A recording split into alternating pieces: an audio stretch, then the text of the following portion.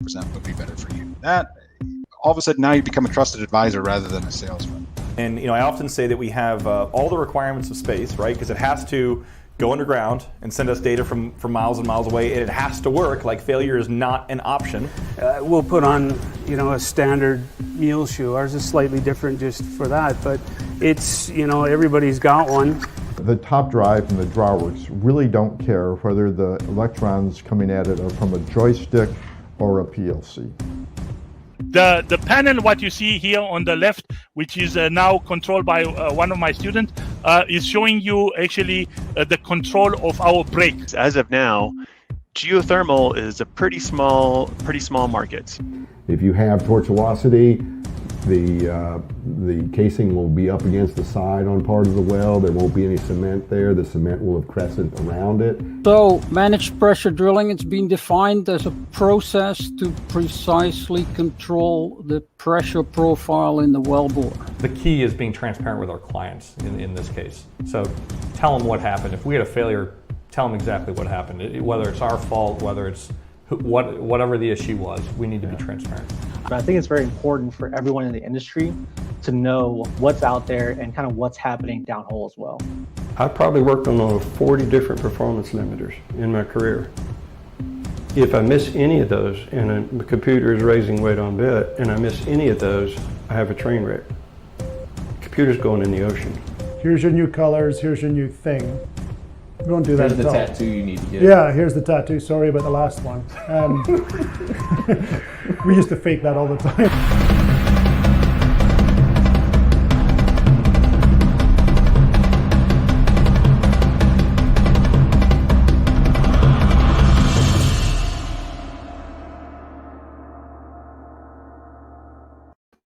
Hello, everybody, and welcome to the show. This is the Igor Locksmith Show, where we are unlocking the secrets to success in the oil and gas industry. One interview, one presentation, and one technical screw-up at a time.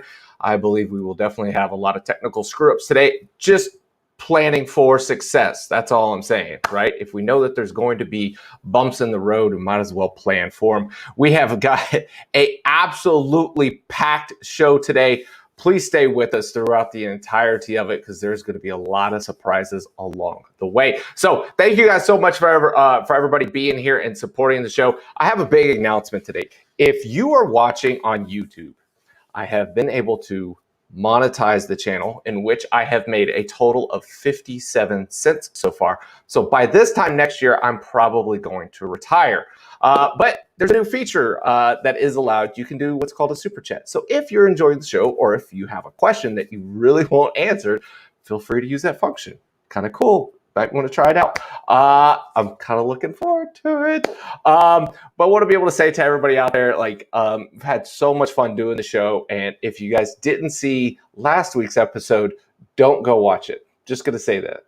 Don't go watch it. Or if you do, like, just skip forward like 5 to 8 minutes in and then start watching, because we tried to do an entire episode completely in Spanish.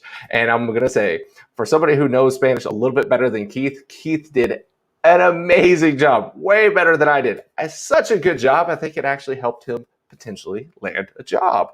I think we're going to have an announcement about that today as well. So let's get to talking to everybody over here that is watching today. Love that everybody's here. We've already got a lot of comments rolling in.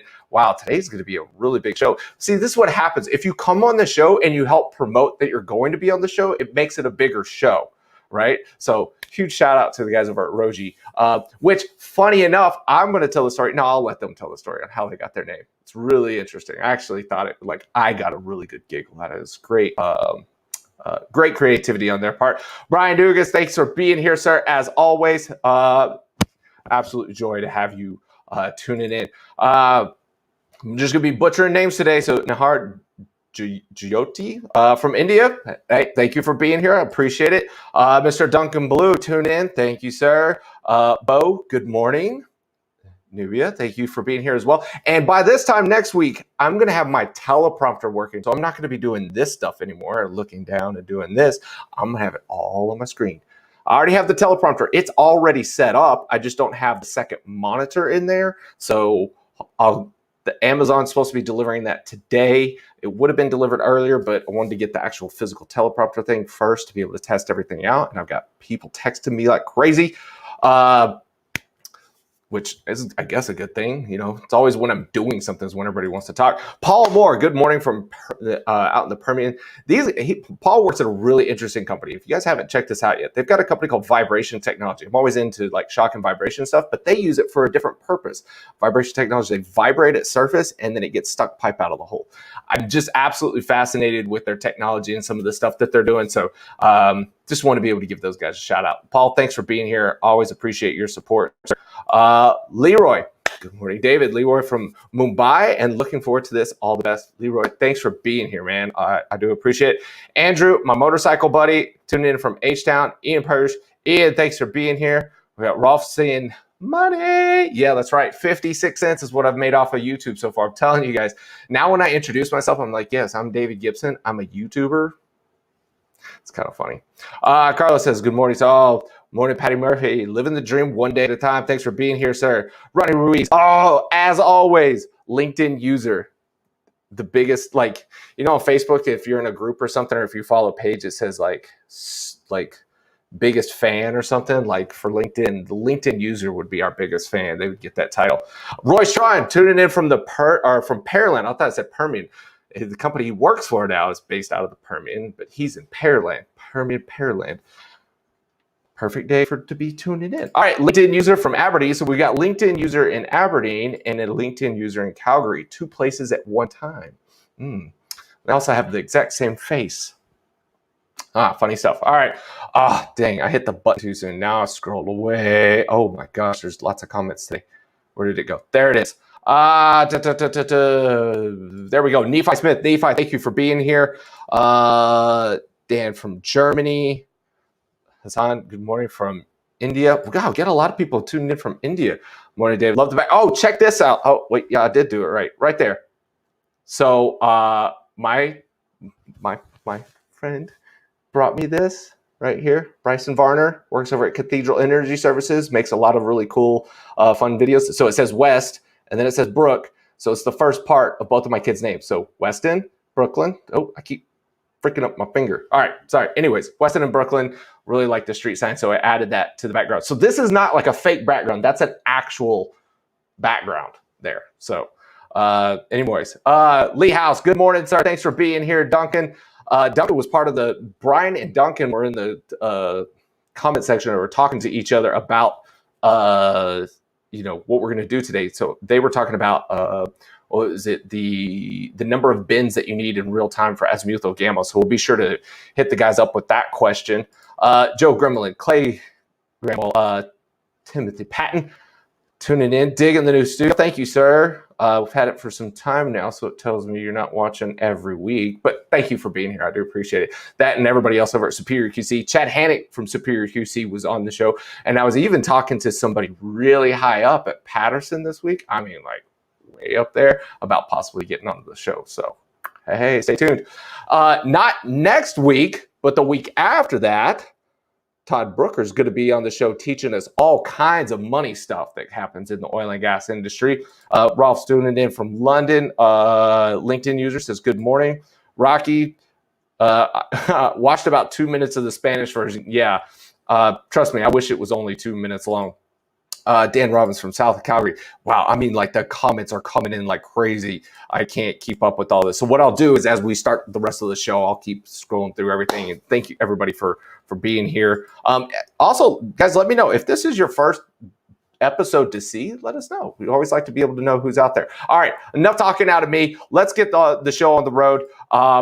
Very, very, very big announcement, and that's probably why we have so many people watching today. I have to be able to say that I am absolutely honored to be able to say this. I've had somebody coming on and doing a very special 1 minute with Keith Stelter coming on to the show, and I'm really, really proud of what he's been able to accomplish. I'm really happy that he's taken part in being on the show and everything he's done, and being able to step outside of his comfort zone, especially with last week's episode, doing everything in Spanish. So this week, here we have it. It's not just your minute with Keith. This is your last minute with Keith. So not even going to play the intro because we've never really shared the screen together, but I want to be able to bring him on and say, Keith, thank you for being here and thank you for making the show amazing. It's been, when you first reached out to me and wanted to do this, it was amazing. And today I have a special little helper, Kensington. Say hi. Hi. For the last episode, been an incredible journey. Hopefully it's not my lastest appearance ever on your show. Maybe you'll have me one day later on in the future as a guest, and I'll get to talk for more than a minute. So, I know a lot of people are tuning in to see what it is that I'm, intending on doing, and it's Bitcoin. Yes, everybody. I'm going to reach out to everybody and start filling your inbox with Bitcoin, appearances and, asking for all that. No, I'm not. Sorry. My wife suggested I come up with that, and first thing I burst out laughing. So hopefully you're laughing along with us.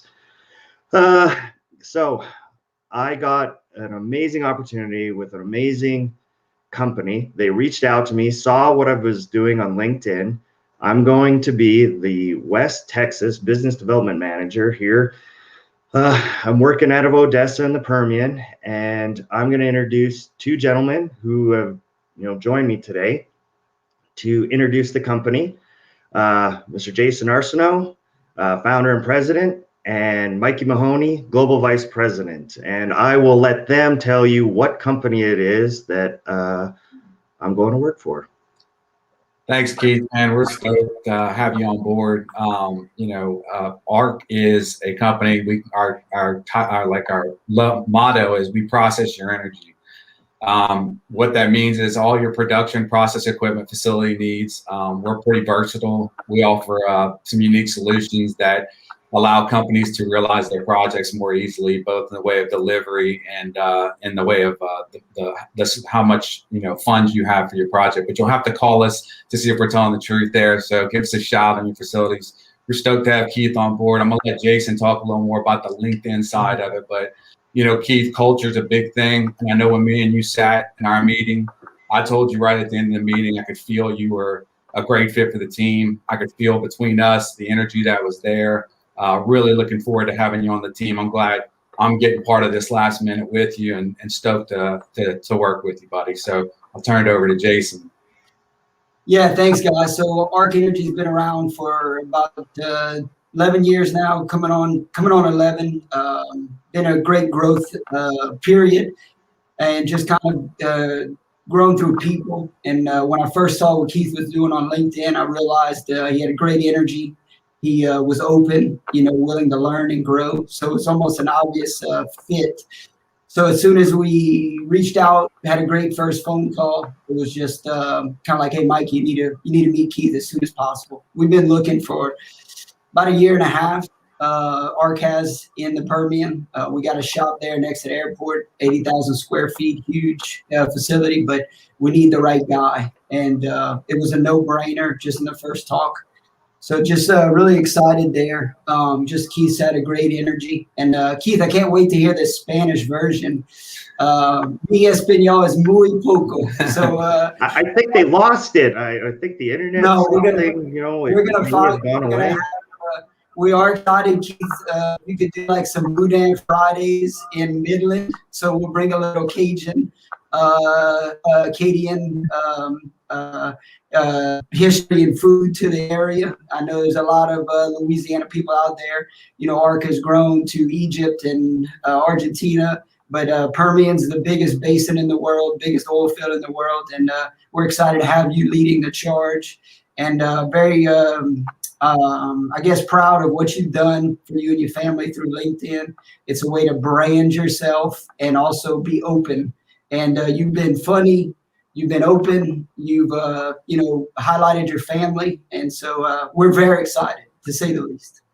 And I was very excited, too, to get it, to meet you guys. Very proud to be part of the team. And once again, David, big thanks to you. Big thanks to lots of people off LinkedIn that supported me. Roy Strawn, JP Warren. Shout out to Round the Rotary his podcast that he has. I think I might be making an appearance on there eventually. Mark Swindon, Steve Harris, Mike Jeffers. Lots of guys have reached out and supported me on LinkedIn. There's so many. I don't want to forget anybody. Donnie Davis organized a giveaway. So once again, David, thank you so much for helping me. And I look forward to supporting you as you go forward, helping others and continuing on with the show. It's been such a huge help, and I've had such an amazing time, doing this. Thank you very much. It means the world to me. Well, did I go fuzzy? Son of a. All right, whatever. All right, Keith, it's been absolutely amazing having you here on the show. And sorry, go again. Thank you very much for having us, David. We appreciate it. And Keith, thank you for bringing the special guest. Don't worry about it, guys. Your invoice is in the mail. 58 cents. We'll double your revenue. All right. Thank you guys for being here, and congratulations to Keith and to the guys over there at Arc Energy. All right. Man, this autofocus on this Panasonic is really starting to chap my hide. Come on. Oh, there we go. All right. Don't move. I don't know how. Like, I've been standing in the exact same spot. There's no reason why this should be happening. All right. Yeah. Oops. Hold on. Oh, congrats to Keith. There we go. Dang it. You are fuzzy. Yeah, I am. I'm a fuzzy creature running the countryside. All right, guys. Now on to the show. What everybody's here to see. We are talking about conventional versus unconventional, the battle of geosteering. We've got a packed show. First, we're going to play the intro to my favorite show, one of my favorite video projects we've ever done. It's the How It's Done show. If you want to be a part of the How It's Done show, you need to contact me now. Like now. We are finishing up filming of season 2 within the next couple of weeks, which means then we'll finish the editing and then we'll start pushing everything out. If you want to be on season 2 of How It's Done, trust me, you are getting a steal of a deal to be a part of that show, right? Tons of people watch it. We've had operators call and tell us that they forced their entire supply chain management group to be able to watch it just so that they can better understand the products and services that are being used in the oil and gas business. So it is a phenomenal show to be a part of. We had an amazing season 1 with all 10 episodes that are still on YouTube. Feel free to go and watch them. I get like a half a penny every time somebody does. All right. Ryan, thanks for tuning in. Do you like the new office setup? Oh, it looks good. All right, cool. All right. Let's play a quick, it's not a commercial, but it's just the intro. I like the sound of it, so that's why I play it all the time. And we'll be back with our guest of the day right after this.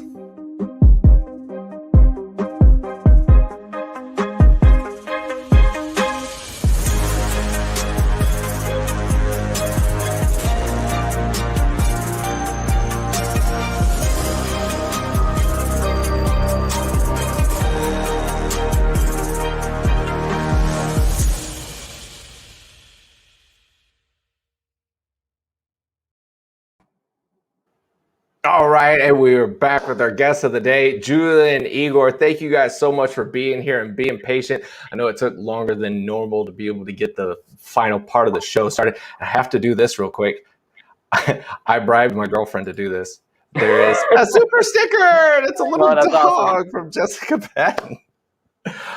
I just wanted to see it work. So I was like, hey, if I give you $2, would you do the thing and put it up there? And so she did. So that's what it looks like, guys. That's kind of cool. I just wanted to see what happens. Hey, all right. So sorry, guys. All right, Julian, Igor, like I said, thank you guys so much for being here. What are we talking about today? I think today we have a very interesting topic, the battle of geosteering. So over the last 8 years, we've worked with clients around the world, and I've really realized that there were kind of 2 fundamental ways to approach geosteering. Each kind of method has their own difficulties that we'll discuss today. And hopefully what we can bring to you today is actually see and show you that there's actually more overlap between the 2 different approaches than we originally thought. So I think it's going to be a very interesting discussion. Like you said, we have a great panel here with operators at the end. And yeah, I think it's going to be fantastic. Anything from you, Igor? Go ahead, jump in there. Yeah, I just agree with Julian. Yeah, as a company that basically travels a lot, we see a lot of projects worldwide, and it's interesting how different the world is. How I would say generally the lack of communication between different countries, and the way people drill wells is so different, even though some reservoirs are just identical to each other. So hopefully today we're going to show you that it's actually more similarity than differences. So just for the sake of the audience, right? The name of y'all's company is ROGII. Where did that come from? It's actually one of the first questions we typically ask during the presentations, and the next one, the comment from us is, please go ahead and try to guess. And actually most people, unlike you, David, they can guess and they can figure it out. We're having a problem with Igor's reception. It's like, he just disappeared. No. Joking. See? But if you read it backwards, it's actually Igor, and double I corresponds to Igors that were the first the founders of the company, and actually the other Igor is sitting behind me right now. So, but yeah, as I guess Julian on his introduction slide, he'll tell us he'll tell about the company as it is right now. It's definitely more than just two Igors, slightly bigger than that. But yeah, that's just read it backwards and you'll figure it out. Well, I'm not that bright. I mean, I'm a YouTuber for yeah, here we go. Ooh, burn. Yeah, I got burned on my own show by Igor. All right, Julian, you've got a presentation for us. I'll go ahead and line that up for us and teach us something, please, sir. Awesome. Thank you, David. Yeah, so just quick overview of what we'll be going over today. We'll discuss conventional and unconventional geosteering difficulties, and actually, more importantly, methods that we can actually handle those difficulties. I'm going to start out and handle the unconventional side of things, and then I'll pass it over to Igor to talk about the conventional side. We hope we can get through these slides in about 25 to 30 minutes, so not too long. If you can hold your questions to the end, that's fantastic. Again, we have a panel of 3 different operators. I think they're going to be much better to kind of speak towards your questions. But yeah, just hold those questions. So to start out, just a quick overview of the company. So we've talked about ROGII. We talked about where it comes from. We're about 8 years old at this point. Started headquartered here in Houston, started in North America. Flagship product at first was StarSteer. Again, full-blown geosteering software used all over the world.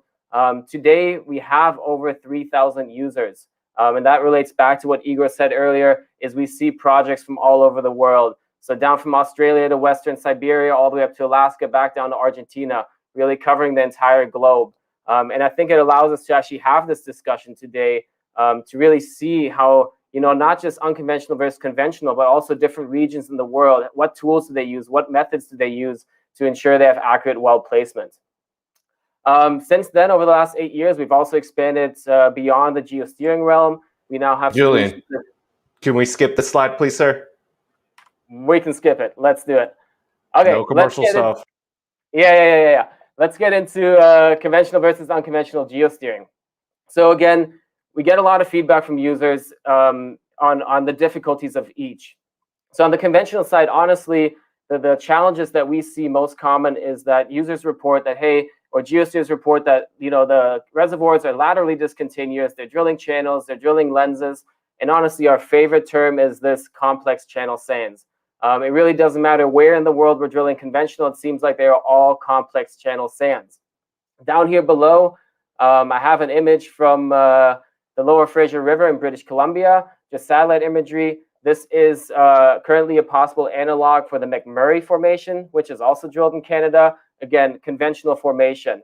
And you have to imagine here, if you're trying to chase one of these specific channels while you're drilling, it's hard, right? They're overlapping, they're cross-cutting, they're meandering. It creates a lot of difficulty for accurate well placement. Now, on the unconventional side, we have a slightly different problem. Really, the name of the game today is drill cheaper and faster. As a geologist or as a geosteer, that's probably the last thing, honestly, that you want to hear. What that resulted in is we're running bare bone downhole tools, mainly just gamma ray. We're still increasing our ROP, so we have to make decisions faster. And really what that ultimately results in is spotty and dirty data. So we're drilling so fast that these tools don't always even have the time to collect the necessary data set in a clean manner. At the same time, with this increased ROP, a geosteer really needs to make all these real-time well adjustments in seconds. You don't have minutes, you don't have 15 minutes or half an hour to decide if you need to issue a new well plan, issue a new target line. That needs to happen instantaneously. Another difficulty that we face, which is different from the conventional side, in the unconventional world, again, 95% of the time we're running a simple bulk gamma ray tool. That gamma ray tool is only going to read measurements directly to the adjacent bedrock. We have no deep depth of investigation with these tools, which brings in another challenge. So moving on, just a quick brief history of kind of unconventional geosteering in North America. Going back to 2005 to 2010, honestly, back when I was still in high school, we started the development of the Barnett and Marcellus. Over here on the right, I'm showing kind of the general, pancake layer formation geology. Fantastic for geosteering. A lot of these early wells were quite simple from a geologic perspective. They were drilled a lot slower. So we're having about 45 days per well in comparison to where we're at today, and 10 to 15 wells or days per well.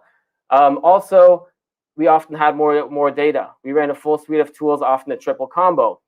Once we had that data, again, the slower drilling allowed us to actually analyze that data in kind of general geoscience packages in Excel.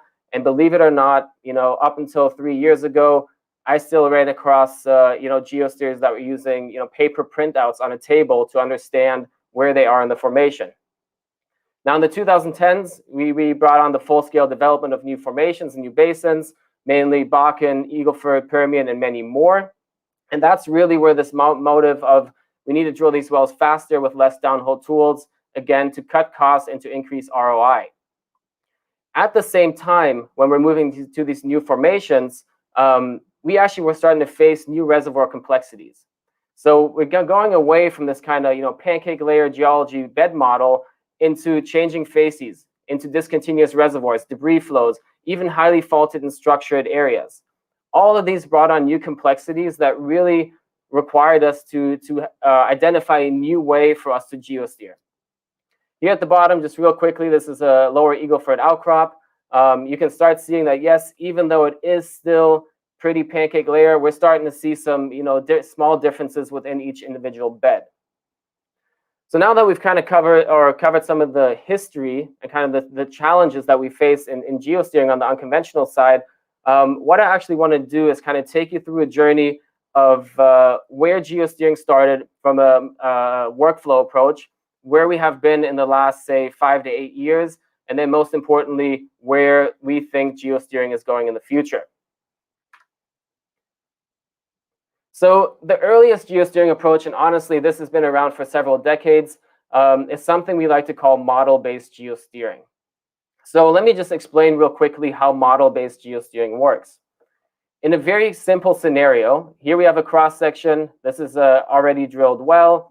We have an adjacent type log, a vertical well that penetrates our reservoir, and we have a oversimplified bed model right here, currently just sitting at 90 degrees flat.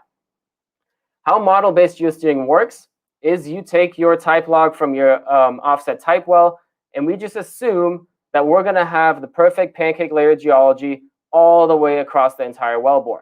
So that's what I'm showing here in this bed model. We're just taking the gamma ray signature and projecting it across the cross-section.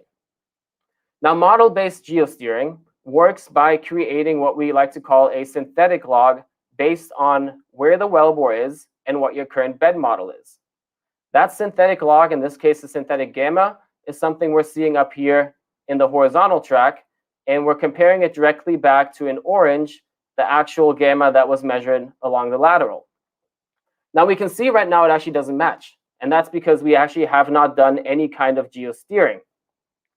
So the one big thing we need to note here, difficulty with this actually approach, is that, first of all, you're making the assumption that you have a perfectly continuous formation where the signature does not change.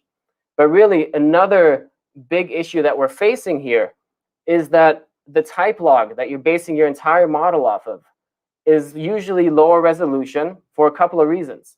The first can be it can be an old type log. Maybe it's one that was drilled 30 years ago. But really, the more important reason is that you imagine you're drilling a vertical well. You're going to cut that specific target very, very quickly, which means you're not going to get that many data points. The difference, of course, when you're drilling horizontally, your inclination angle or your inclination angle between your drill bit and your formation top is usually between 2 to 5 degrees and hopefully 0, meaning that you're drilling almost parallel to the formation and you're getting a lot more data, a lot more resolution out of that actual reservoir. And you can already see that up here. So again, if you take the black log, that's our synthetic log based on the type log. You can see it looks average, it looks smooth. We just don't have the resolution of data that we need in that type log to match it perfectly against the actual data.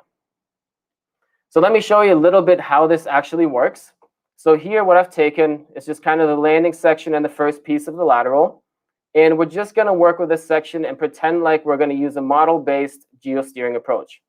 Again, in black right here is synthetic log, and we have the actual gamma in orange. If I start playing this video, what I will do is I will actually change the formation bed dip, and you will see that that changes the dynamic log with synthetic log. So what the game here is, you want to try to make it match. And maybe here you stop. You say, hey, you know what? That's a decent match. My synthetic matches my actual. I'm still seeing it's not quite picking up on the subtleties, but it's good enough. But then you keep increasing the bed dip. And suddenly you realize there's another solution. So right off the bat right now here, you have two different solutions. And honestly, there's no way right now to tell which one is the right solution. So we're already kind of in the situation where it's a low confidence solution. Now let's take a look at the next approach, which was became very popular here in the last decade or so, which is something we call stratigraphy-based geosteering. So here we're not working with a synthetic log. What we are actually doing is we are taking the lateral data and we're going to project it back directly against the type log, which is what you can see on the screen. So imagine what we're doing is we're taking this set of data and we're going to project it based off of the interpreted bed model. So it's going to take into account your formation dip and the structure that you've applied, and it's going to project it directly back against the type log.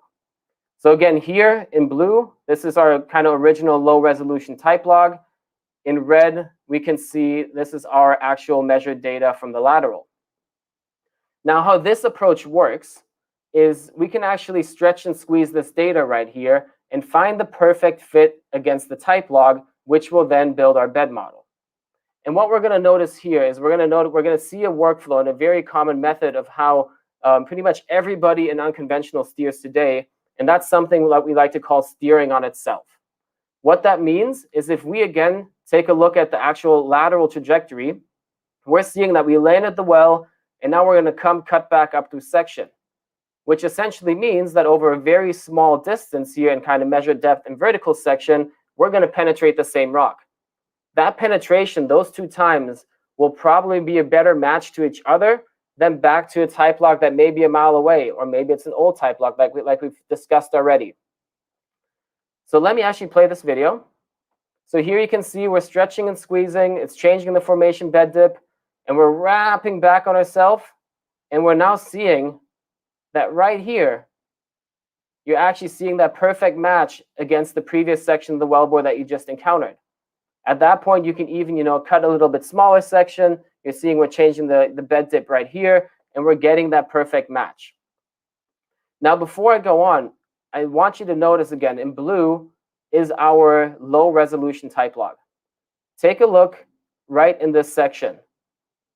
that data, that very unique response, is not captured in the type log, but we are capturing in the lateral, and we're wrapping that data back on itself, which solves one important part of any geosteer's problem, and that's the formation dip. When we have that wrap on top of each other, we have a high confidence on the formation dip. And this is exactly the same well that we just looked at for model-based geosteering. And you can already see for the model-based, we had two possible solutions.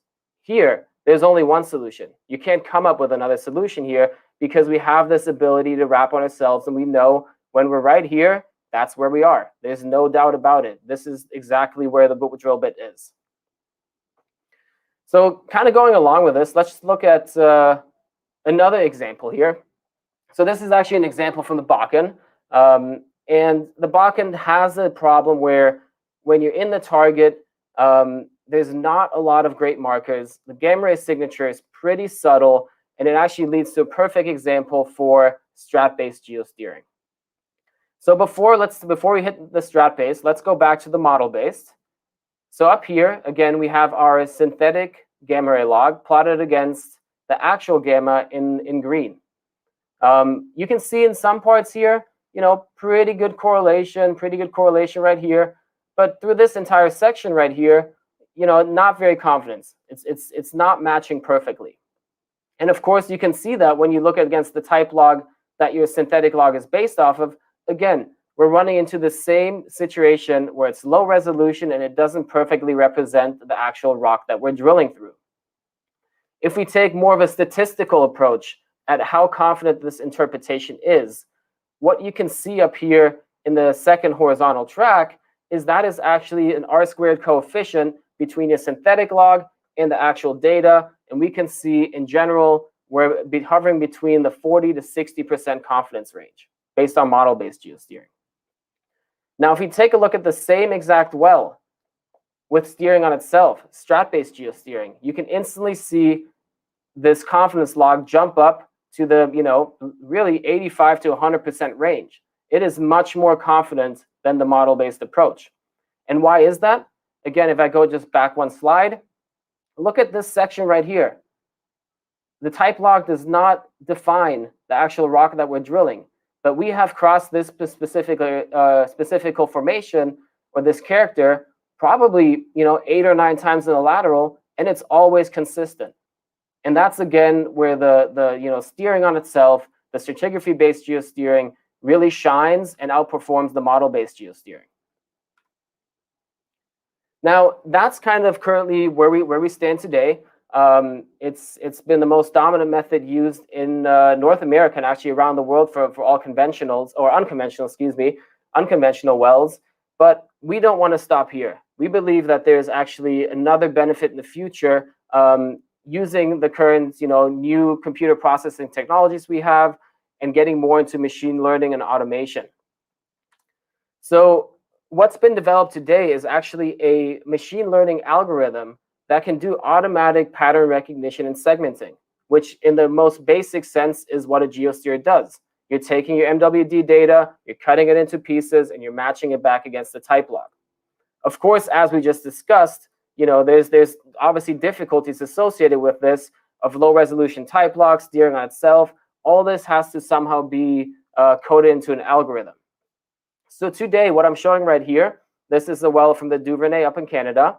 What we're seeing here in the cross section is the bed model after the well has been geosteered. And if you look very closely, you can actually see there's 2 bed models overlaying on top of each other. The actual active bed model, the one that's a little thicker and brighter, this is the interpretation that has been done by a machine. The one that's behind it is an interpretation that's done by a human. So you can see in general, the algorithm that exists today already does a really, really good job of doing this autocorrelation, being able to run this in real time, and coming up with a very close result to what a human would come up with. If we're looking at the actual correlations here on the right, again, in blue, a little bit difficult to see, but we got the type log in the background. Again, here, fairly low resolution, getting much different signatures in the lateral. This section in here is the machine geosteered interpretation. This section here is the human. Yes, I totally agree, there's still possibilities here to improve the algorithm, but overall, if you look at the resulting bed model, the changes are the differences between the two are very, very small. And we truly feel that there is a next step in geosteering. There is a next step in automation. We have to think here that this data comes directly from the rig with WitsML. All that we can do is we can provide an algorithm to automatically, in real time, at every single second, interpret that data and come up with the best approach, and also come from a more statistical standpoint. Up until now, and we've actually done this test, you give the same well to 15 different geosteers, you will be surprised by the different interpretations that they will come up with. With this more machine-based approach, we're trying to put statistics into play here. So we've actually recently had a really interesting case study with one of our clients, where we actually used this approach in real time, kind of shadowing. It wasn't making its own decisions, but we were shadowing it. And this is the result. So what I'm showing here is just another well that's been geosteered. Right here, you can again see the bed model interpretation from the human. And of course, here we can see the lateral that was drilled and the correlation against the type log. Be completely honest, it's one of the prime geosteering formations, so it's a great kind of case study for this next step, for the future of where geosteering is going. How we ran this test is we actually simply hooked up the algorithm to the rig, getting the WitsML data constantly every single second, and allowed it to create its own bed model. As it was creating its own bed model, every 50 meters, we allow the algorithm to create a new well plan. So kind of getting to that next step, the full automation, not just understanding where you are in the rock, but knowing where you are, and then that next step, where do we need to go? So that's what's being displayed here, is that every 50 meters, we see a new kind of red well plan generated. And this is all automatic. And in general, we can see that it's fairly good along the entire length of the well bore. And the other thing to note is that the algorithm really wanted to get back to the true center of the target. As a geosteer, we're okay with not being fully in the center. We can kind of, scrape near the top or near the bottom, knowing what's coming up next. But that's also why we're seeing some of these additional well plans in this image. So kind of recapping what I went over, the difficulties, again, on the unconventional side, we're drilling fast, we're lacking data. We are starting to hit a lot of those discontinuous reservoirs, but really kind of looking at these approaches from model-based to strat-based to now machine learning-enabled geosteering, I think that's really why we're able to still place the wells today, given the new difficulties of fast drilling and slimmed-down tools. So that's all I have for the unconventional side of things. I will now pass it over to Igor to talk more about the conventional side.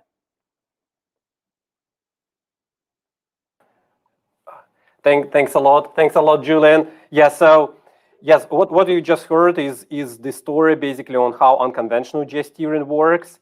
And with that explanation, I'll move forward with the conventional side of things. And I guess you'll find a lot of similarities in general. The one thing I wanted to mention, if you have any questions, feel free to have those in the comments portion, and we'll address them after the presentation. So as Julian said, pretty much every time company geosteers, they, especially if they geosteer conventional reservoir, in most of the cases, what we hear is, hey guys, we are geosteering through very complex channel sands. There is no way they can be correlating with each other. There is a huge degree of lateral discontinuity. It's very, very hard. And actually, in many cases, it's true. And later on during this presentation, we'll talk about it. But we see a lot of sort of opposite cases where we can apply sort of technologies that were developed for unconventionals for conventionals. And honestly speaking, so Julian had this amazing backing example in one of his slides. I would say in most of the places in the world, Bakken reservoir would be considered as an almost conventional reservoir, because it's not a true source rock reservoir. It's honestly speaking, it's just a tight oil. But it's, it's definition we're dealing with. Now, Here, what you see on the screen is I would say, typical conventional, well, not very typical, but conventional well that was geosteered with, I would say, very simple tools, gamma and resistivity.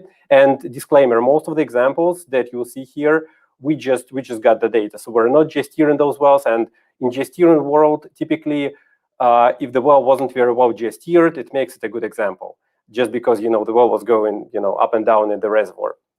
Now, as far as this well, it's the same story as you could see on Julian's slides. We've got gamma ray here, and this black line is my synthetic gamma ray, and this vertical section is my type well. So basically, my goal is to it's meters here. So my goal is to stay within these 2 meters of reservoir section as a geosteerer. I need to do that.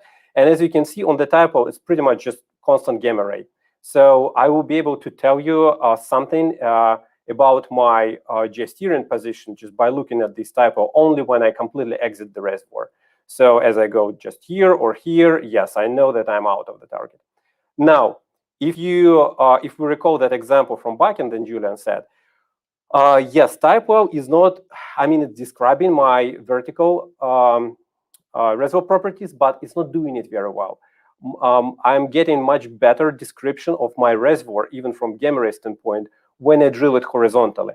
And this is exactly what's going on. So as I landed my lateral, as I went down to almost bottom of the reservoir, I just realized that there is much more gamma ray behavior. And this gamma ray behavior, as I go up, it sort of repeats. So remember that term, geosteering on itself. So I can geosteer this conventional reservoir on itself. And what is happening here is I just marked this black and blue line. And this is where we are actually crossing those markers. And as I just basically geosteer ahead, I find more of those markers, and I basically geosteer the well on itself. And again, of course, the goal of the geosteer is not, to find those, unlimited markers. It's just to better understand where we are, so we can provide guidance to the directional driller. So again, as long as there is a little bit of variation of the properties in the vertical section, as long as there is a little bit of continuity in the reservoir, we still can geosteer even using just simple and cheap gamma ray. Now, there is an alternative example, and those things, fortunately or fortunately or unfortunately, those things, they tend to happen in conventionals quite often. So here is the well. As I was landing this well, I went through the fault. That's fine. I was able to identify that fault on the gamma ray. But now, as far as the reservoir section, it's a classic reservoir. It's just flat gamma ray. So this is my actual gamma ray. The black one is the synthetic one. So actual gamma ray is just purely flat. And this represents basically my biggest fear as a geosteerer, because it basically means that I can be anywhere. I can be just underneath the reservoir. I can be deeper somewhere here. There is no way to say based on the gamma ray only. Of course, it could be an additional data that we can utilize here. But if we're just talking about pure like gamma ray geosteering, there is nothing I can tell you about. So we'll address this type of scenario on the future slides. As a sort of quick story, resistivity is the answer. Resistivity helps us a lot in those type of scenarios. Now, another important thing about conventional geosteering, it's almost always a data-rich environment. So for most of you, or for those of you who geosteered in North America, Canadian place, in some of the Argentinian place, pretty much the only thing you have is gamma ray and sometimes mud logs. It's not like that in conventional. It's quite common to have triple or in some cases even quad combo image logs, density, gamma ray image. And that would be a good example of classic reservoir in Middle East that was geosteered with pretty much everything available in the world today. So you have your porosity in real time, water saturation, resistivity, sometimes azimuthal resistivity, and we'll talk about it a little bit later. density neutron, gamma ray, modlog, and yes, well, of course, FMI was acquired after the drilling, but I mean, if you think of the cost of acquiring FMI, I mean, it's huge, but I mean, it greatly helps you to verify whether your geosteering was accurate or not. Now, as far as the need of all of those additional measurements for the geosteering, of course, there are some very complex reservoirs where we really do need those. And sometimes we actually need those measurements not really for the geosteering procedure, but we actually need those for sort of post-drilling analysis to better understand the performance of the lateral. As far as the geosteer, sometimes we are using, of course, we're using everything that is available, but I mean, you still can pretty well geosteer with just maybe gamma ray and images. Again, not always. I'm not making any broad statements here, but sometimes it happens. But as long as we have, of course, it's better to have more data while drilling. Of course, it's helpful for the geosteering, and in many cases with conventional geosteering, we still have that luxury. But again, it's the same story as Julian said. Everybody wants to drill cheaper, faster, and better. So these type of scenarios are maybe getting less and less common even in conventional geosteering world. Now, sort of quickly jumping into the resistivity. So speaking about that example of let's assume my gamma ray is just flat, but I still need to somehow understand where am I in the reservoir. Honestly, the resistivity is the only good answer here. And the reason why resistivity helps us in those situations is because resistivity has much bigger depths of investigation. So depth of investigation of gamma ray is, inch or maybe a couple of inches. Depth of investigation of resistivity, depending on the tool, can be, it could be potentially tens of feet up and down, above and below the tool. So resistivity can give me an understanding of my resistivity boundaries above and below the resistivity tool that I'm running. It's just how it works. And this is the example of resistivity synthetic model. Of course, it's not a real data, so kind of imaginary well that's drilled through 3, 18, and 3 ohm meters. And this is how it will look on the logs. And the key takeaway I want to have here is that you cannot interpret resistivity the same way we do like gamma or neutron or density. It has a little bit of special behavior that goes, I guess, outside of this presentation, but you cannot just directly compare those resistivities with the type well. And one additional thing, I mean, it's very visible here that, yes, my well, say, is here in the 3 ohm meter section. It's just approaching 18 ohm meters, but I can already see it on the resistivity. So again, the depth of investigation is substantial enough for us to see the boundary on the log before we hit it. Another key takeaway here is that there are 2 types of resistivity, and I'll mention it on one of the next slides. There is a azimuthal resistivity, which actually tells me where is my boundary. Is it above or below my tool? And there is like a total resistivity, average resistivity, that just gives me the average resistivity within the formation. And typically the tools, they have only that average resistivity. It's majority of the tools on the market, they have that. It's also helpful for the geosteering procedure. Now, as I said on the previous slide, it's quite complex to understand what we see on the resistivity, because resistivity is not behaving like gamma ray. It's not just giving me, hey, this is the resistivity of the formation at that point. It has quite complex behavior, and which is sometimes sort of hard to understand for the geosteerer, especially when we're doing it real time, 24/7. In the middle of the night, you need to understand where you are. That's why resistivity, a so-called resistivity inversion technique, came to play. What resistivity inversion is doing, it's actually giving you a formation model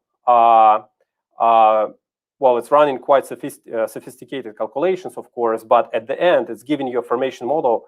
Hey, how resistivity around my wellbore is going to look like if I'm using all of those resistivity curves. And by the way, each resistivity tool that we're running, it records a lot of different curves. And those curves could be directional, non-directional, that those curves could have different depths of investigation.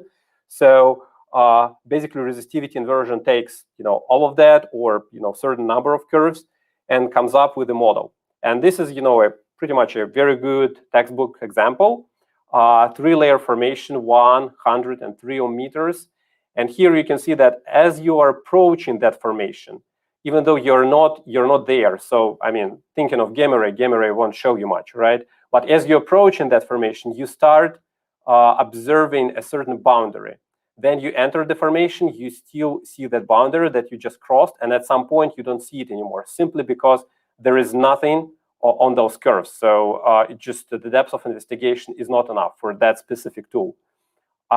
Then you're going deeper, and the same thing happens with another boundary, another formation.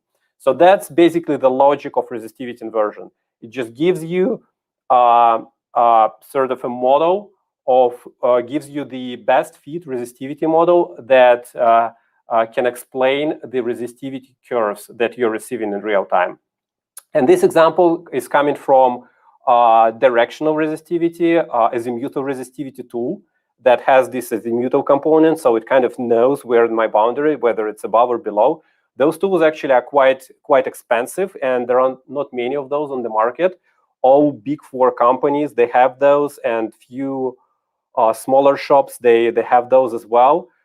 But what is most commonly happening is that you have only so-called propagation resistivity.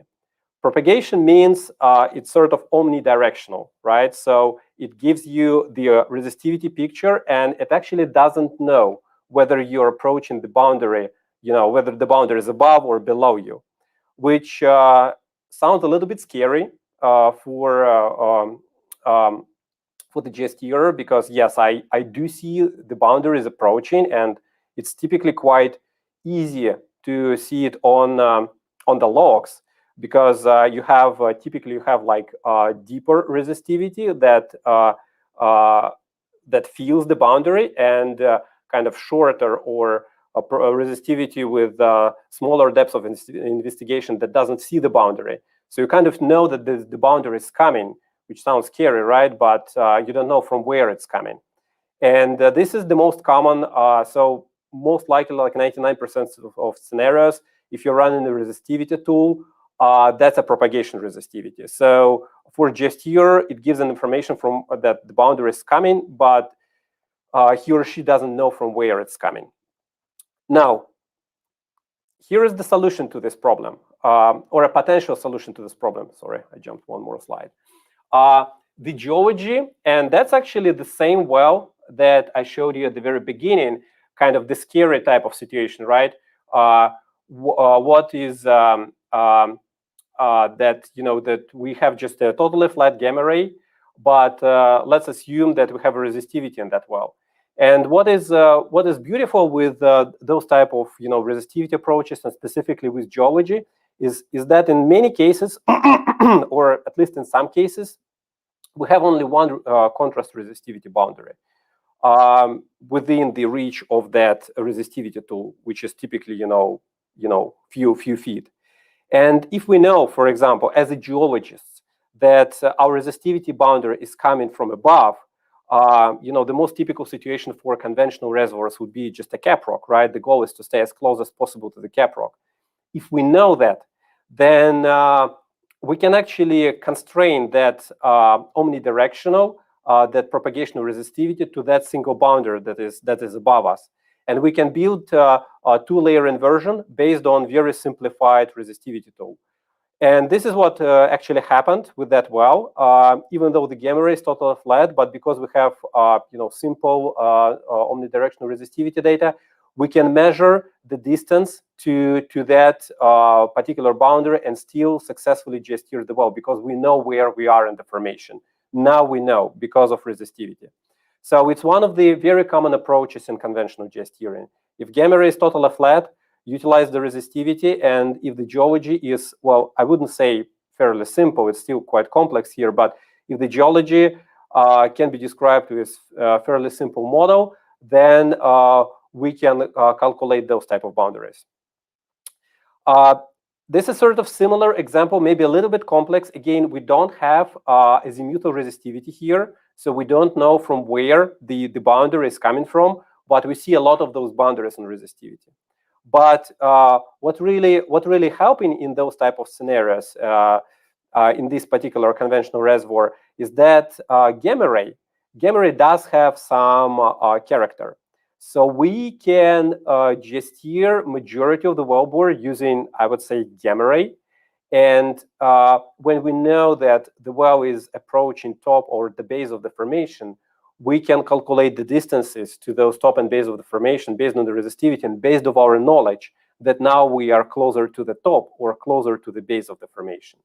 So it's sort of, again, what we're talking about is the modern geosteering is we're trying to squeeze as much data, as much information as possible from the data that we have.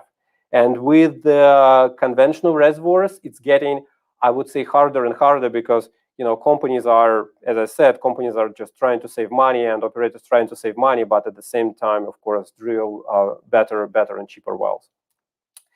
And this is my last slide. And if you look at, I would say presentations on geosteering made by like big service companies in Europe, Middle East, places like that. That's that type of approach called multi-layer inversion. So that works only with azimuthal resistivity. So as I said, there are not many tools on the market that can give you the azimuthal resistivity signal that will allow you to come up with this type of inversion product. But basically, in simple words, I mean, of course, would I like as a geosteerer to have it all the time? Absolutely, yes. That's amazing. Because what it's given me, it's basically a multi-layer resistivity model around my lateral. That, of course, I can use and integrate with my, if I can say so, typical gamma ray geosteering, right? So I'm using that multi-layer inversion with the gamma ray geosteering and come up with the best possible geosteering answer, so I can give a guidance to appropriate guidance to the directional driller. So yes, it requires very sophisticated tools. We still see a lot of those projects going on worldwide, and that's pretty much the most advanced geosteering that is available at the moment. With that, that was the last slide of my presentation. All right. Well, Igor, thank you so much. And Julian, thank you as well. We'll go ahead and now bring on our panelists. We've got Ron, we've got Allan, and Jeremy. And I'll let each one of them introduce themselves. Jeremy, we'll go ahead and start with you, please, sir. Oh, I'm Jeremy Kassouf. Been working in the industry for approximately 13 years. Geosteering for about 9. Excellent. Thank you, sir. And then Allan? Allan Nandlal. I've been in industry for 14 years. Geosteering since 2011. Thank you, sir. And then Ron. Oh, yeah, Ron Thompson. Started geosteering back in 2008, so just a little over 10 years, and been doing it on and off ever since. Excellent. And he's in the boardroom. Get it? Yeah. All right. That was his joke, but I went ahead and stole it, so I can do those kinds of things. All right. So we've got a bunch of questions that have been coming in. And what we'll do here is, oops, I completely hit the wrong button. There we go. All right, so I'm gonna scroll back up through here and see if we can find some of the stuff. Right, so the first one we had here from Mr. Romero, does gamma resolution changes with drilling inclination? I'm not gonna be able to answer it. One of y'all gotta jump in and be able to answer this. So I would say that the inclination necessarily isn't going to affect your resolution, but the higher the difference between the angle that you're drilling at and the angle of the beds you're drilling through, so the faster that you're drilling through those beds, you can definitely see some degradation to your resolution for sure. Yeah, I'll just add to that. We have resolution and then we have data density, right? When Julian was giving his presentation earlier, he said as we're crossing through vertically, we're not getting much data points to capture characteristics properly. But now when I'm horizontally and I'm fairly close to that bed dip, I'm staying a lot longer in a 6-inch section than I would when I'm drilling vertically through it. So I'm going to get significantly more data points, or data density is better, horizontally at higher inclinations than I would vertically. And this is all assuming that your vertical well is drilling through relatively flat beds and you're not also drilling through upright beds, because then that negates that theory. Yeah, thank you, Allan. I like data density a lot more than resolution. That makes more sense. Appreciate that. All right, so next question. Great presentation. Have you considered using cuttings and mud logging data on your algorithm? Igor, you want to take that one? Yeah, I mean, I would say mod logs is an interesting thing, right? It's very much dependent. It's very dependent on the person, right? Because it's not really a tool that acquires it. It's a person that describes it. And the use of mod logs, typically the quick answer is yes. Typically they're very useful. Now they're as useful as the experience of the person that describes it. We've seen something as good as, oh, I don't need anything else. I can just steer purely off the mod logs, and something that, I mean, we all know stories that, mod logger just come to NWD place and ask, hey guys, what's the game area value, so I can, come up with the mod log, and I don't want to describe it right now. Those type of things, they do happen. The additional limitation of the mod logs we have mostly with longer laterals in US is that it just takes so much time to wait for the mod log to come when the well is close to the TD. So it just when it comes, it's too late already. But for shorter laterals with good person describing it, oh yeah, that's super useful. All right, next question. And for everybody out there that's watching, this is an excellent opportunity to be able to throw your questions out there, start feeding them in, and we'll be sure to present them to both the ROGII guys and to our panelists.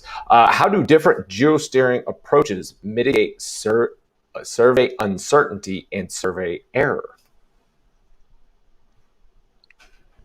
So that's a very, very, very, very excellent question, right? So for those who aren't familiar with survey errors, right, we call them the ellipse of uncertainty. So each survey is defined with 3 points, an MD, an inclination, and an azimuth measurement. And then we combine that to create a TBD value. Now, each one of those sensors has inherent errors in it. Like everything that we use to measure today, there are errors in there. And as we drill along vertically and then horizontally, as we start stepping out, those errors compound. And that ellipse of uncertainty increases the further you go from the heel.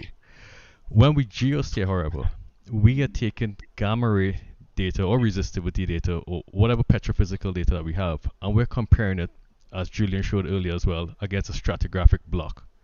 So we can tell where we are stratigraphically based on those measurements. Now, those measurements are suspended off of a wellbore in TBD space. So as that TBD error changes, we are moving that data with it. So we can tell you where you are stratigraphically pretty accurately. That TBD value, however, will have an error in it. And there are certain types of processing that could be done after the fact to reduce that ellipse of uncertainty.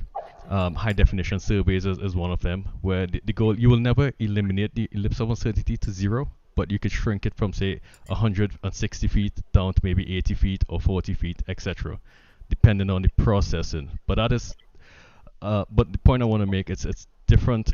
One is TBD data, just the raw TBD value, and geosteering analysis, which is what we do on a stratigraphic positioning base.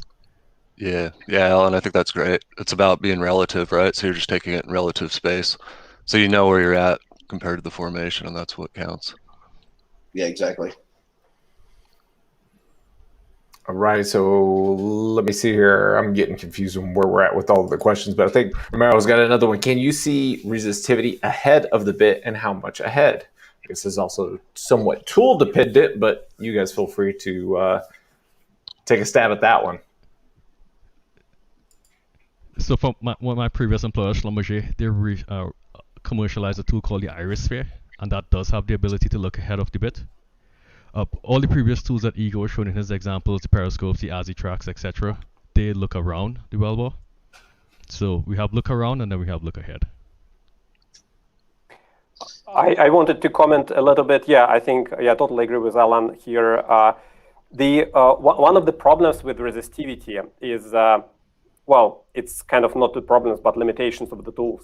Is all of those tools, they have different depths of investigation, but the deeper the depths of investigation of the tool, the bigger the tool is. So the bigger the offset between the drill bit and the tool.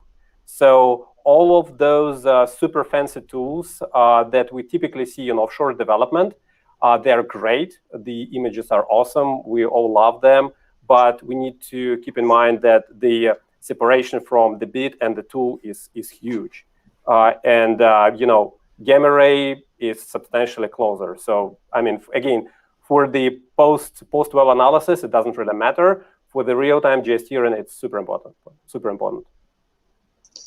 Yeah, I would just add with the resistivity, though, with your much deeper depth of investigation that you can get from that, from say like a gamma ray tool, it does give you ability to see bed boundaries much quicker than you would without the resistivity tool.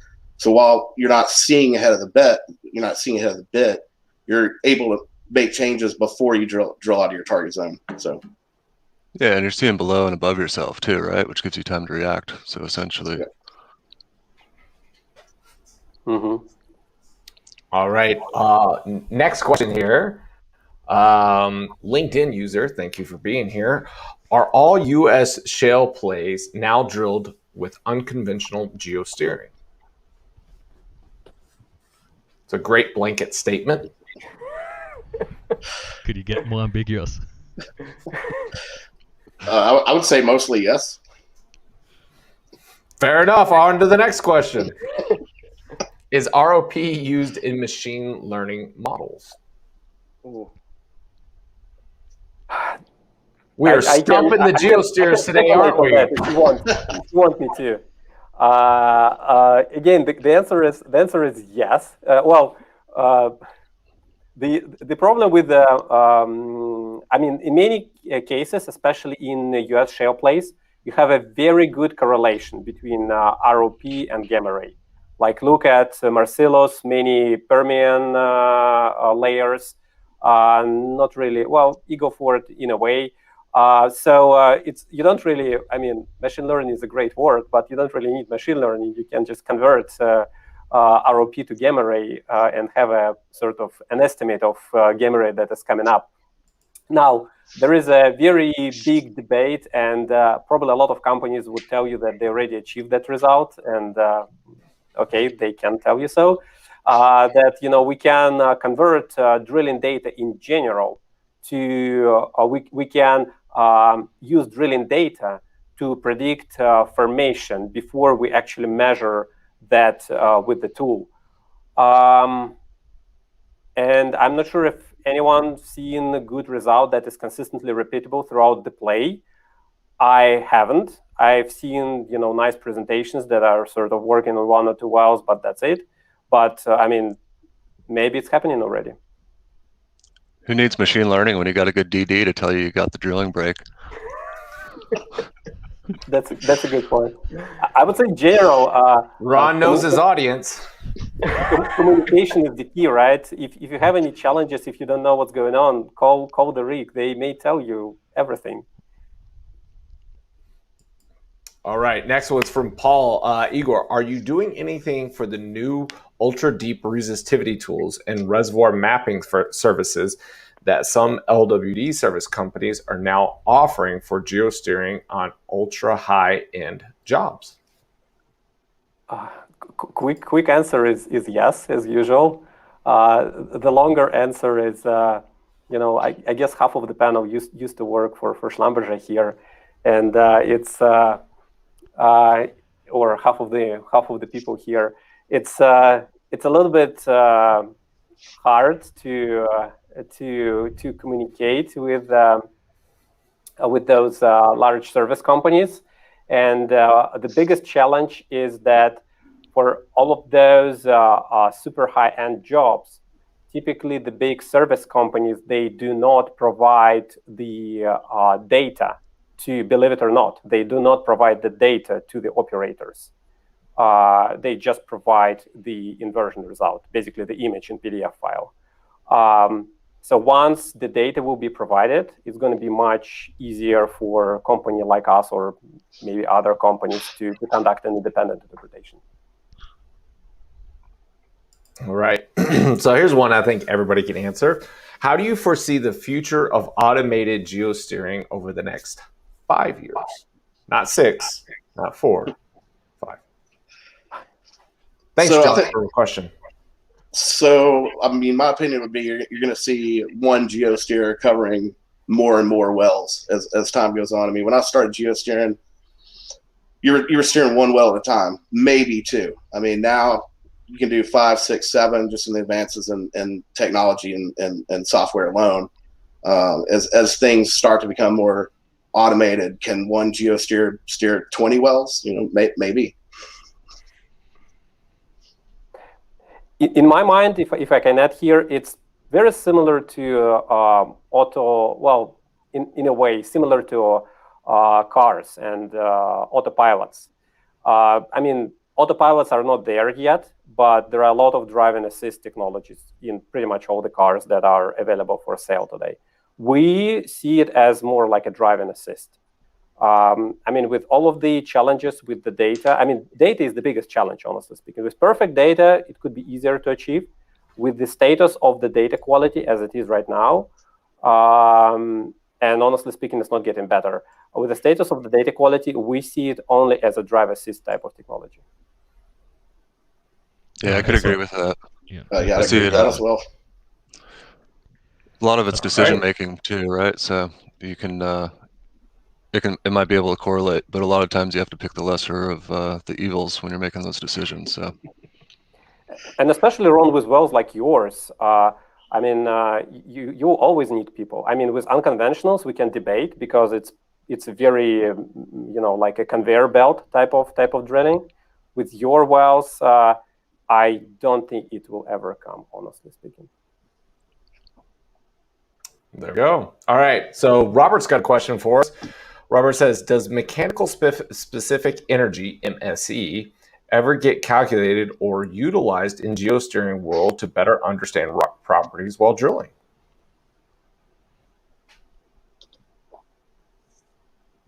No. All right. On to the next one. I know, Jeremy, in Chevron, you do something like that. At least I've seen those type of data somehow used. But we don't personally, but it does get pulled in and analyzed, especially when looking at performance and that kind of aspect of drilling. But it's not something that I personally have worked with a lot.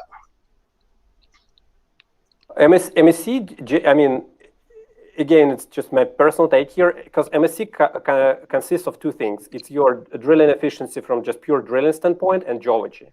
So if the drilling parameters, they stay fairly constant and the bit is not wearing out, then in many, many cases, it's just perfect indication. It just gives you as good data as just gamma ray.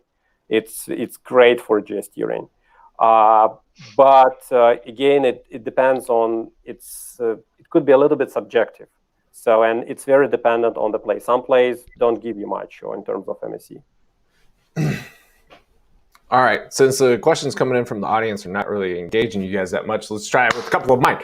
So we've started to be able to see where remote operations are starting to take place, where you're taking the directional drillers and MWD guys off of the rig site and putting them into an office. And in some cases, they're in the office with the operator or with, you know, whomever the geosteer may be.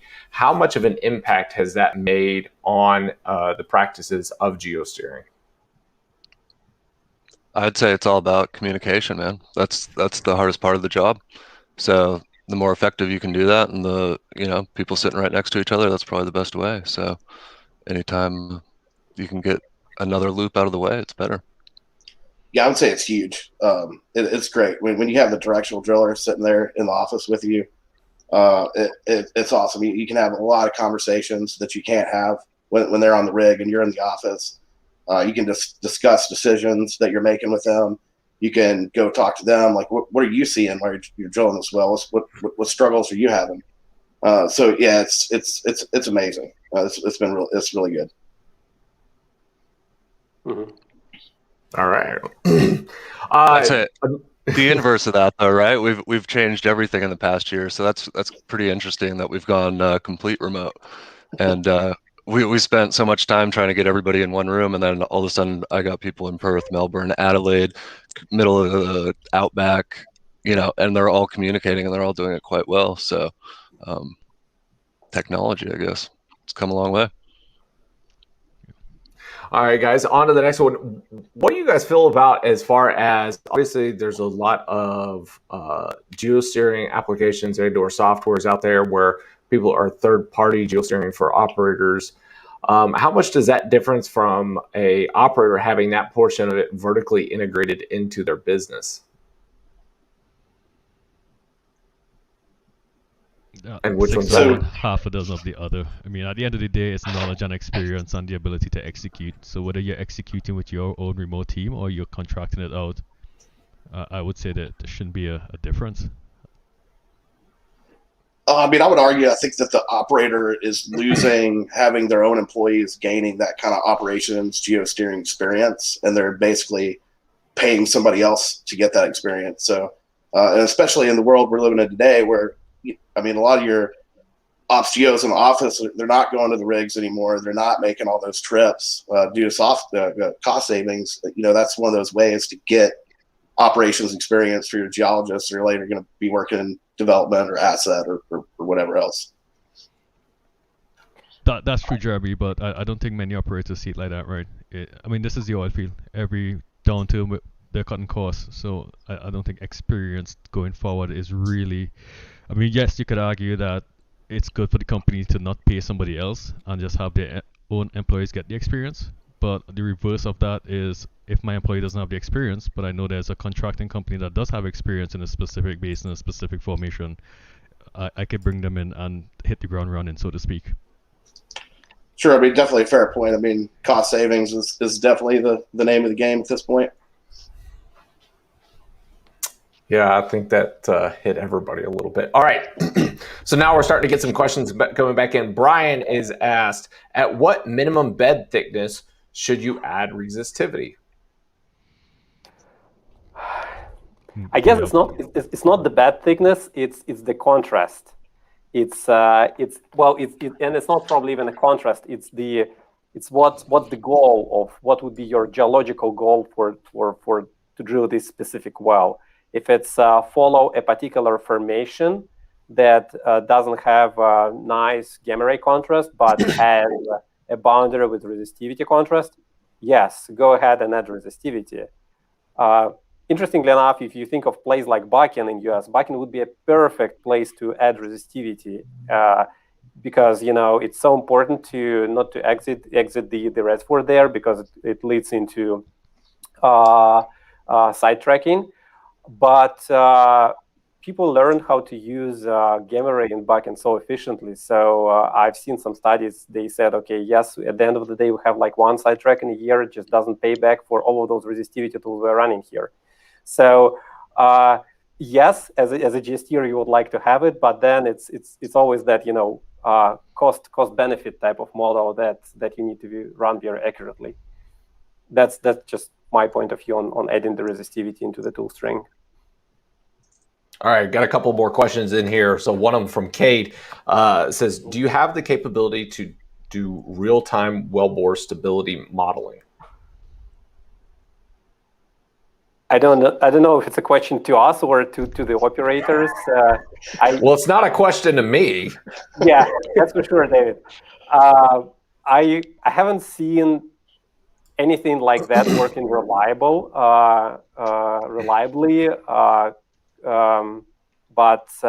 and being applied in real time anywhere in the world. But maybe you guys have a different experience. Never had the need.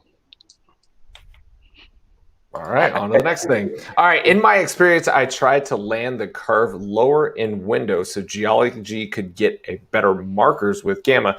Does that really help, or is it best to fly blind and change on the go?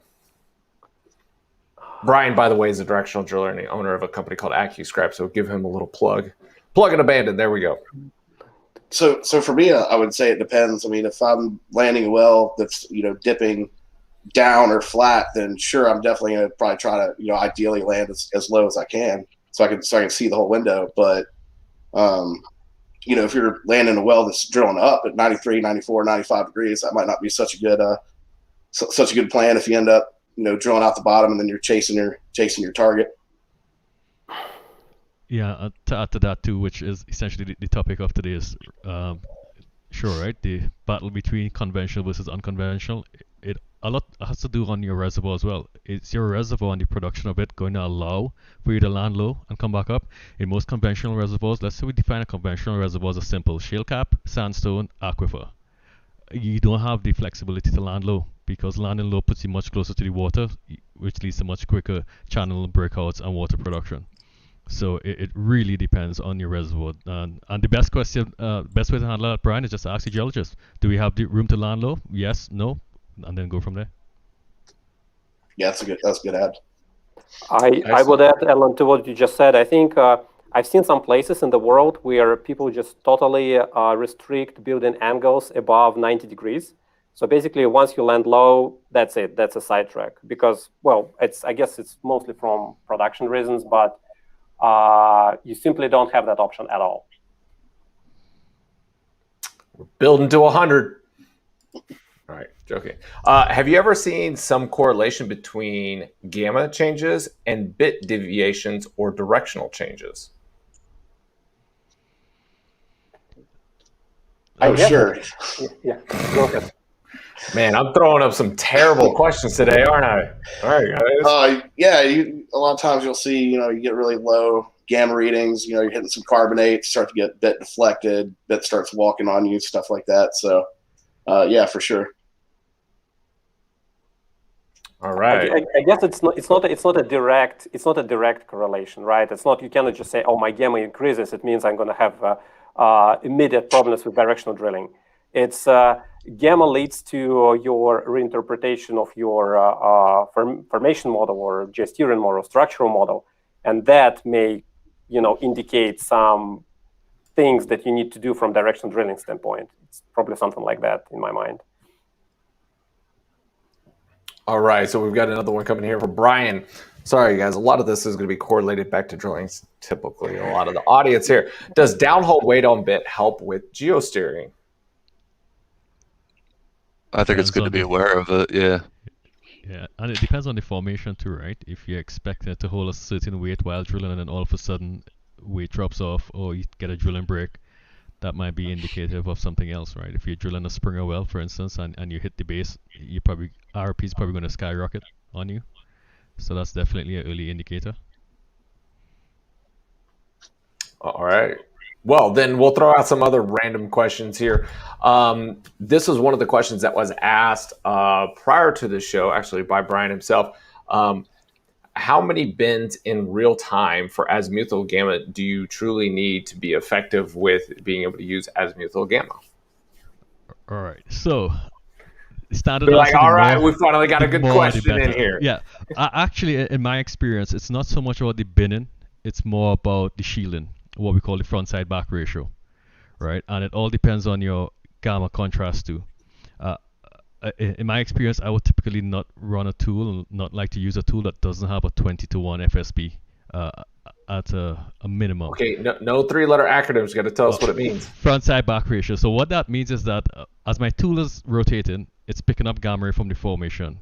The 20-to-1 ratio means that more of the counts is coming in from the front, in other words, where the sensor is facing, than from the sides or from the back.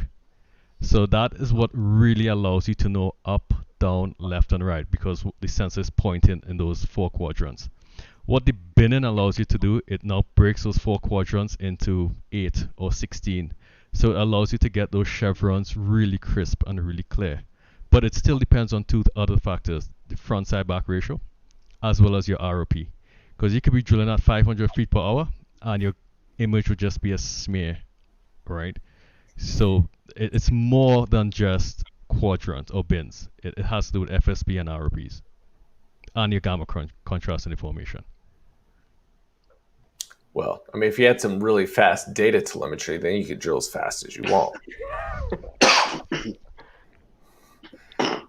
Sorry, it's just throwing it out there. How do you balance penetrating as much of the target formation as possible with minimizing borehole tortuosity? All right, I'm screwed with these questions. Y'all are just gonna stare at me like deer in headlights. All right, no, it's okay, it's okay. What is the reason behind penetrating the formation, right? You know, at the end of the day, we're going to be fracking this if we're dealing in unconventional. If you're in conventional, you definitely, like I mentioned before, you want to stay close to the upper boundaries if you have an aquifer, because you don't want to force early water production or early breakouts. But if I'm drilling an unconventional well, you know, I've heard different thoughts. Let's cross as much as we could, or let's keep it in the most heterogeneous, most homogeneous rock as possible, so we have better near wellbore frac initiation. So the answer is it depends. I guess it also depends on the direction of drilling tools we're using. In most cases in US, motors are being used, and even with well, I probably shouldn't say so, but even with perfect geosteering guidance, the well will still be quite tortuous, right? Unlike rotary steerables that are giving us much nicer looking wells. So in many cases, it's not pure geosteering decision. It's a little bit of combination of geosteering versus rotary steerables. Geosteering versus directional drilling.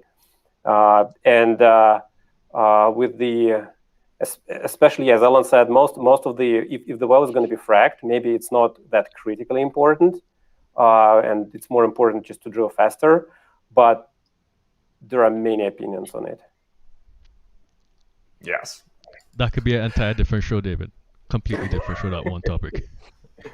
Yeah, we did have a full episode on wellbore tortuosity. So, Lauren, who I know is on the G&G side of things, how thin or thick can formations be for success using your methods for conventional geosteering, especially when staying within the formation is crucial to avoid water contacts? Not a drilling specific question.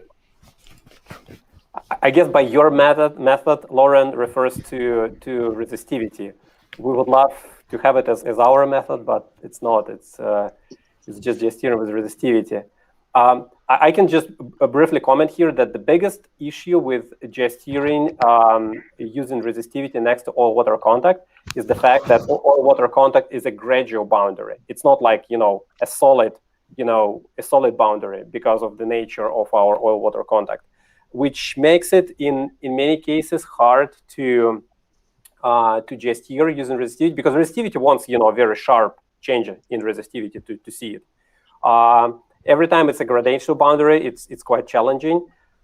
So I don't know what others think about it, but typically the bad answer here is, and the only answer I can have is just to look at the data and model it and see whether it's applicable at all or not. I would say you can go too thin too, right? I mean, if your beds are too thin, then the image isn't really going to help you at all. So we have one reservoir that we're tackling right now like that, and we pretty much just rely on stratigraphic correlation and resistivity image. Mm-hmm, mm-hmm. I don't know if you've seen anything like that, guys, but I've seen some examples of big service companies trying to apply azimuthal resistivity in true unconventional plays, thin layered unconventional plays, and I haven't seen anything good coming out of it. And again, it's not because the tool is bad, it's just because you have that very thin layered resistivity model, which is great for things like gamma, but terrible for resistivity. All right, here's a good question. With the discussion of geothermal drilling of closed-loop system, how realistic are the drilling geosteering aims for toe-to-toe meeting for two separate facing wells? That's a great question.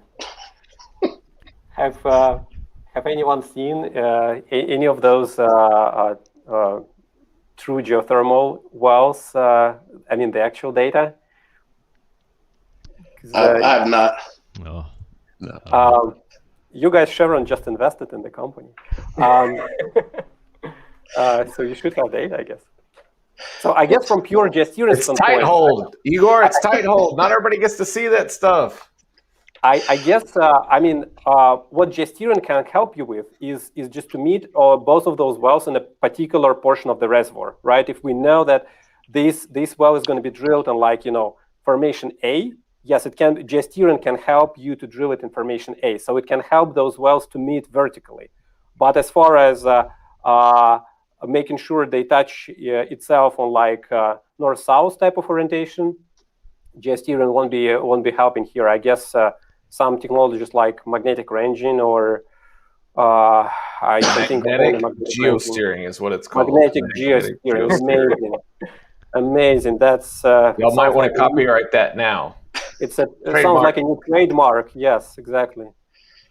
Right. I guess the other issue we face there too is the wellbore uncertainty again, right? I mean, if you're drilling two wells towards each other, again, relative position and zone we know, but to really understand the TVD positions of those last surveys is going to be questionable. Yeah. So I'm guessing that those loops can't get infinitely long, right? They're going to have to stay kind of quite close. We need mag steering. So as the industry starts to move more and more towards, or there's been more talk, I should say, not even so much movement, but there's been a lot of talk and investment into geothermal practices. Where does geosteering help in that situation?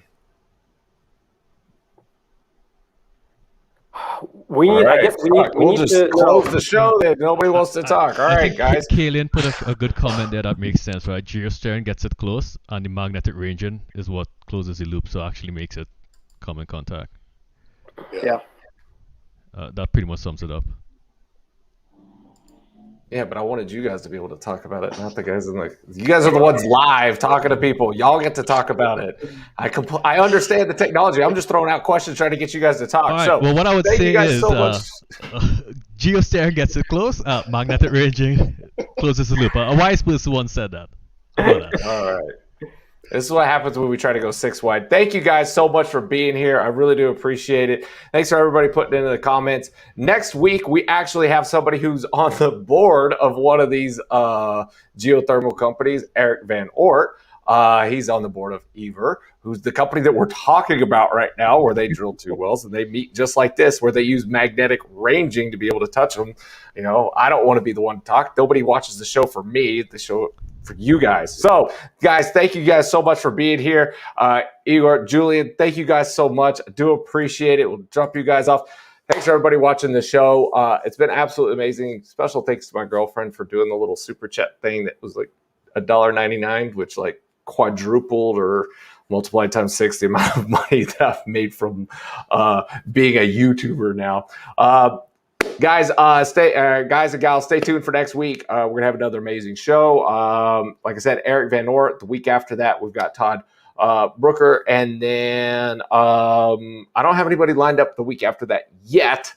But I'm gonna start working on some stuff, start getting some stuff lined up. Had a lot of other crazy things going on, just haven't taken the time to be able to finish out the schedule. For anybody that's interested, if you guys want to, I haven't gotten any feedback yet, but we have the GibsonReports.com/Vidor Locksmith, where you can sign up for the little email blast that we send out. Let me know if that's like actually of interest, if it's actually helping, because I can, there's a 50-50 shot whether I remember on Thursdays to send it out or not. So thanks for everybody that's tuned in. Nestor, Brian, LinkedIn user, Ari, Duncan, Joshua, Ajaz, right? I said I was going to butcher names today. All right. Thank you guys all so much for having tuned in. It's been another amazing episode, and I'm off to go eat lunch. So thanks, guys. As always, pull this up before I forget. Oh, hold on. Clicked it too soon. Know your industry.